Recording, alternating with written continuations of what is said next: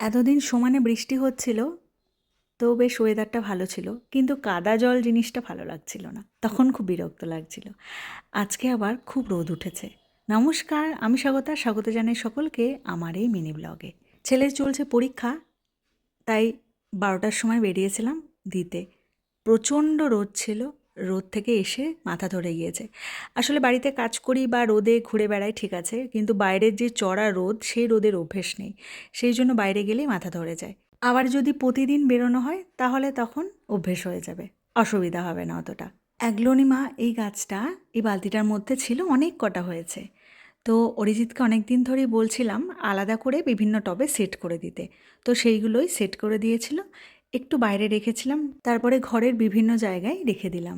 Mini চাঁদনি এই গাছটাকেও আনা হয়েছে রিসেন্টলি। তো এটা এবারে দেখা যাক কতটা ফুল হয়। কিছুটা রান্না বাকি ছিল, সেইগুলোই করে নিচ্ছি। চলুন এবারে একটু গল্প করি। আমরা যখন ছোটোবেলায় করিমপুরে থাকতাম, একদিন দুপুরবেলা খেতে বসেছি নিচে।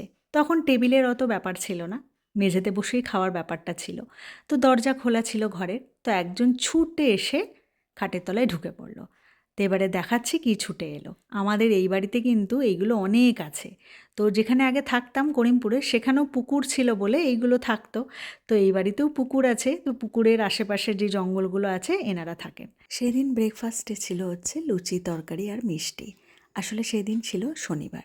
শনিবারের দিন সাধারণত আমাদের নিরামিষ হয়ে থাকে, আর নিরামিষের দিনে লুচি তরকারি হলে মনটা ভালোই হয়ে যায়, তাই লুচি বানিয়ে নেওয়া হয়েছে। সেই দিন তো আমার ঝুলন সাজানোর দিন ছিল। তো সমস্ত কিছু জোগাড় করে নিয়েছি। সকালবেলা কাজটা আগে সেরে নিয়েছিলাম, কারণ কাজ করতে করতে এসব করা যায় না। কাজ সেরে নিয়ে ছেলেকে স্কুল পাঠিয়ে দিয়ে তারপরে বসেছি সাজাতে। তো প্রথমে ঠাকুরের জায়গাটাকে আগে সেট আপ করে নিলাম। ভেবেই রেখেছিলাম মনে মনে যে কিভাবে সাজাবো। আগেরবারও এইভাবেই সাজিয়েছিলাম, কিন্তু ফুলটা একটু আলাদা ছিল। এরপর ডিজাইনটা করে নিয়েছি। প্রত্যেকবার না আমার একটা এক্সাইটমেন্ট থাকে ঝুলনের জন্য। আমি অনেক দিন আগে থেকেই ছবি আঁকি, কী করব, কীভাবে সাজাবো এগুলো কিন্তু ভেবে রাখি। কিন্তু এই বছর সেই রকম হয়নি। ছেলের পরীক্ষা চলছিল বলে কি করব না করব, আদৌ করব কি না এসব ভাবছিলাম। তো ভাবতে ভাবতে করেই ফেললাম। ছেলে স্কুল থেকে এসে হুড়োহুড়ি শুরু করে দিয়েছে, কারণ ওর জিনিসগুলো আমি নিয়েছি। মানে ট্রেনটা হচ্ছে ওর। এবারে স্কুল থেকে বাড়ি ফিরে এসে একটু রাগারাগি হলো, আমার জিনিস কেন নিয়েছো।